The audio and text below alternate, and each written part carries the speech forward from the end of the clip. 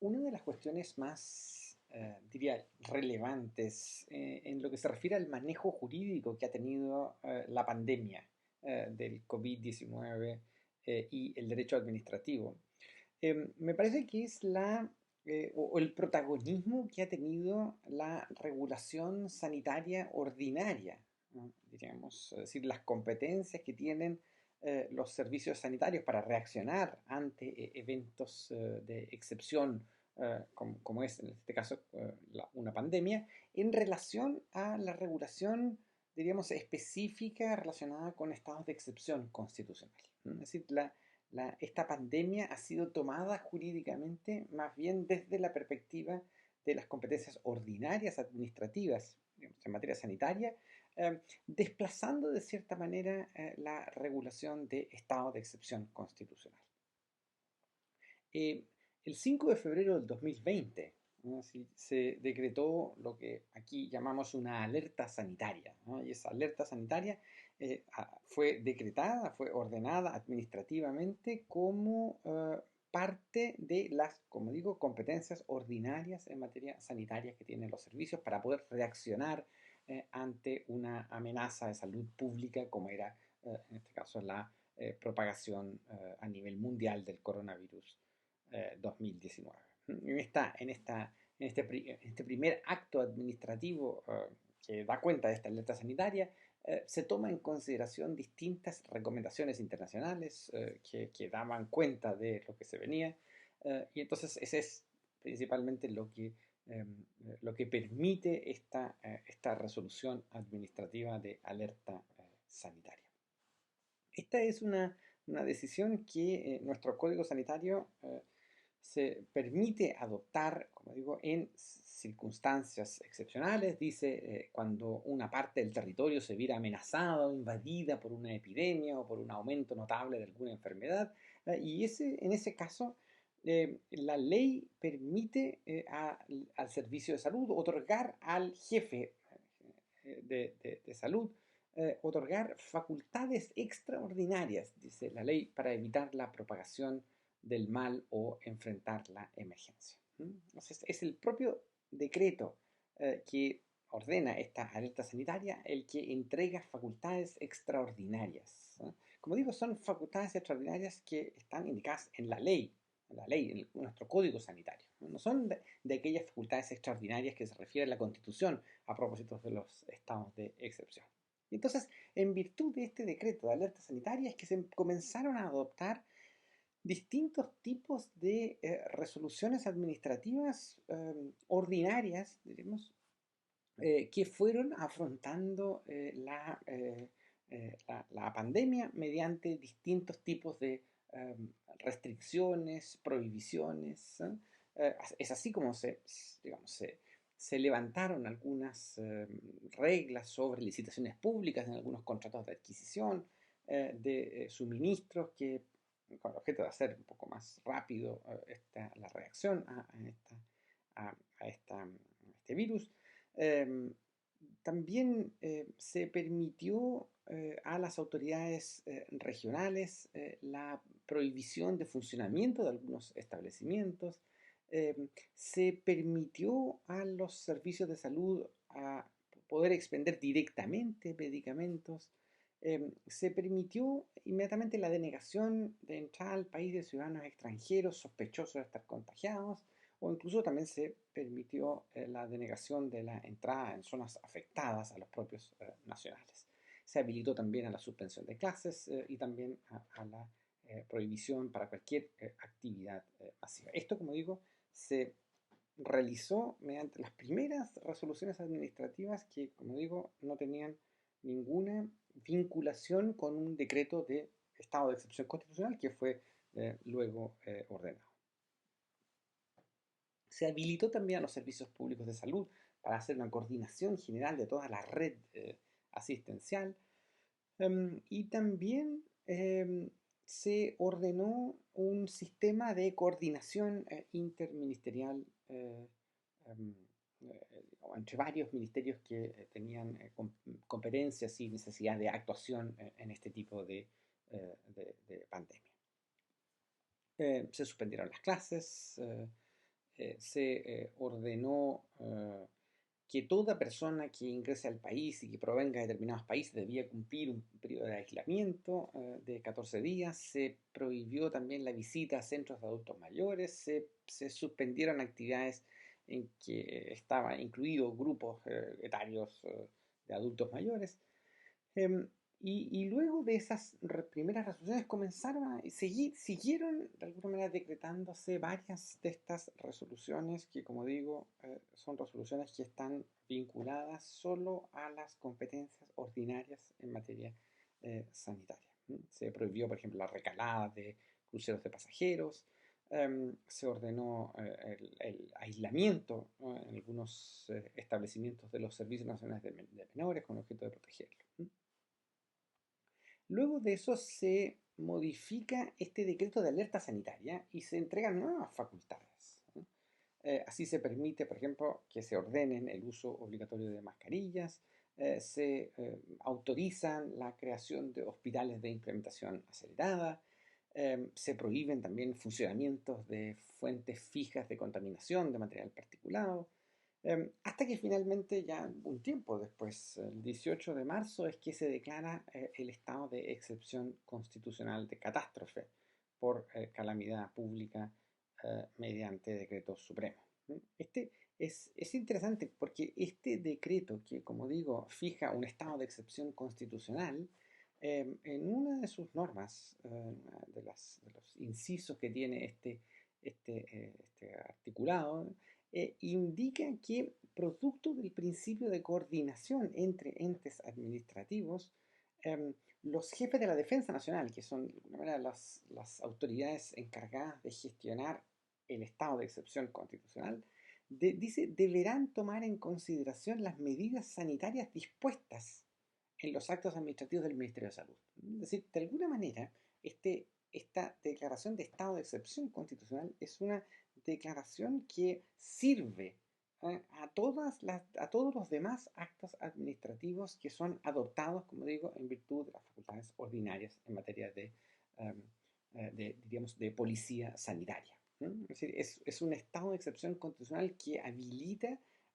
la, um, la fuerza, ya sea militar, ya sea de fuerza aérea, ya sea digamos, de fuerzas armadas en general, permite que estas fuerzas armadas puedan gestionar de mejor manera el cumplimiento de las resoluciones administrativas que ordinariamente son adoptadas en el marco de nuestra codificación sanitaria. Entonces, a contar desde ese momento en que se declara estado de excepción constitucional, pero como digo, siempre vinculados a las primeras declaraciones de alerta sanitarias que comienzan a expandirse, a modificarse, a restringir estas medidas sanitarias. Entonces, a través de la creación de aduanas sanitarias, a través de la creación de cuarentenas generales, de cordones sanitarios, cierres de cines, teatros, pubs, discotecas, clubes nocturnos, aislamientos generales. Y entonces, a partir de ahí fueron creándose distintas medidas sanitarias. Es interesante porque luego de esto van también modificándose el primer decreto de alerta sanitaria, ya no el decreto de estado de excepción constitucional, sino que el decreto, digamos, madre, el decreto ordinario en virtud, como digo, de las facultades ordinarias de policía sanitaria, y se van modificando y entregando otro tipo de facultades. Ahí está, por ejemplo, la generación de disposición de precios máximos para determinados productos, la limitación del número máximo de bienes y servicios que podrían ser vendidos, ¿no?, etc.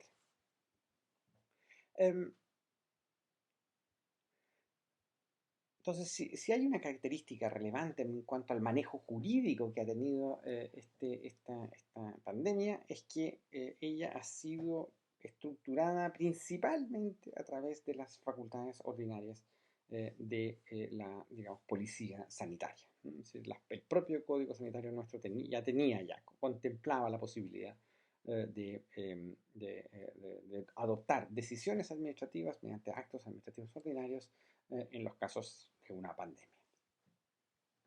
El control judicial que ha habido respecto de todas estas medidas administrativas que han sido adoptadas ha sido bastante intenso en cuanto al número. Es decir, hasta el momento se han impugnado aproximadamente en 282 acciones de impugnación en contra de estas decisiones administrativas, la mayoría a través de lo que llamamos acá recursos de protección, que son algo así como recursos de amparo, eh, eh, recursos de amparo constitucional, y que tienen un procedimiento, digamos, bastante expedito, bastante express, y esa ha sido la principal acción que se ha intentado, ¿no?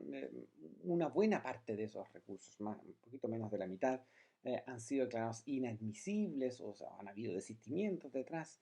em, eh, y de lo que queda, de esos 188 aproximadamente que están vigentes, hay 70 que van a ser conocidos en el fondo, luego 98 que han sido declarados también inadmisibles, pero que todavía están pendientes los recursos, y 20 que todavía está pendiente su admisibilidad. Entre las peticiones que con mayor frecuencia se piden a los tribunales, que son de alguna manera impugnaciones a esas resoluciones administrativas, están grupos que piden la mantención de las condiciones de teletrabajo, la entrega de elementos de protección personal que les permita afrontar de mejor manera la asistencia en materia de salud. Han habido impugnaciones en contra de la Dirección del Trabajo al haber interpretado que el empleador podía sentirse o considerarse exonerado de las obligaciones laborales por existir un evento de fuerza mayor, en contra de la clausura de templos religiosos, en contra de la posibilidad de recambio de trabajadores en los casos que no puedan ellos estar. Y han habido muchos también en este último tiempo en contra de un oficio circular, el número 18, que comenzó a estructurar lo que se llama el plan de retorno gradual al trabajo, ¿no? Contra ese oficio circular también han habido bastantes impugnaciones, ¿no? Las decisiones de los tribunales hasta el momento, principalmente las que han declarado inadmisibles estos recursos en una primera etapa de conocimiento del recurso de protección, es decir, una etapa en que todavía ni siquiera se conoce el fondo del recurso de protección, sino que solamente sus condiciones de admisibilidad o inadmisibilidad. Bueno, los que han sido declarados inadmisibles lo han sido porque se ha considerado que en algunos casos no estaba claro la legitimación activa de aquellos que presentaban estos recursos. Ellos no habían justificado correctamente qué garantías constitucionales em, se habían vulnerado. En algunos casos también se ha decidido que las decisiones son decisiones propias del mérito de la autoridad administrativa. En otros se ha indicado que esto está dentro del marco de competencia que tiene la autoridad administrativa. En otro grupo se ha indicado que estos son casos en donde la oportunidad, la conveniencia, la eficacia de estas medidas ha quedado radicada exclusivamente en el Poder Ejecutivo y por ende no es parte de las competencias de los tribunales. O en algunos otros casos también se ha indicado que no se han indicado correctamente qué tipo de derecho constitucional es el infringido. Con respecto al manejo territorial que ha tenido, manejo jurídico territorial que ha tenido esta pandemia, em, en general Chile, que es un estado unitario, ha trabajado jurídicamente el abordaje desde el derecho administrativo de esta pandemia con una perspectiva unitaria y, diríamos, centralizada, ¿no? Es decir, desde el comienzo, desde la declaración de la alerta sanitaria, se indicó claramente que es el Ministerio de Salud, de hecho es el Ministro de Salud el que concentrará de alguna manera la gestión de esta pandemia. ¿Mm? Esto se ha hecho en virtud de las facultades del propio Código Sanitario, que le entregaban a él este tipo de autoridad, y también se ha hecho a través de la coordinación interministerial, donde también se ha considerado que es el Ministerio de Salud el centro de esto. Los alcaldes, es decir, los jefes de los ayuntamientos, los alcaldes han tomado algunas decisiones que en los primeros momentos de esta pandemia querían de alguna manera adelantar algunas de esas medidas, pero nuestra Contraloría General de la República, que realiza em, eh, un control dictaminador, es decir, indica cuál es el comportamiento correcto que tienen que tener las autoridades administrativas en general, rápidamente indicó que este tipo de restricciones cuando afectaban derechos no podía ser adoptada por los ayuntamientos, sino que tenía que tener una estructura centralizada.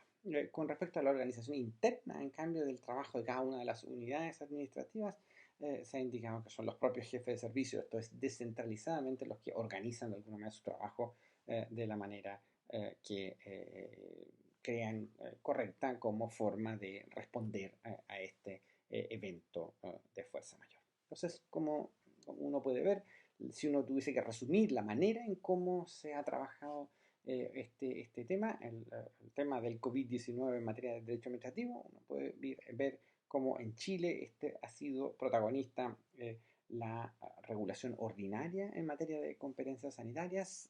Se ha considerado que estas decisiones son de carácter fuertemente técnico y por ende los tribunales um, han sido deferentes con la actividad administrativa y el manejo ha sido principalmente unitario, ¿no? O sea, de un Estado unitario, es decir, principalmente mediante una estructura centralizada.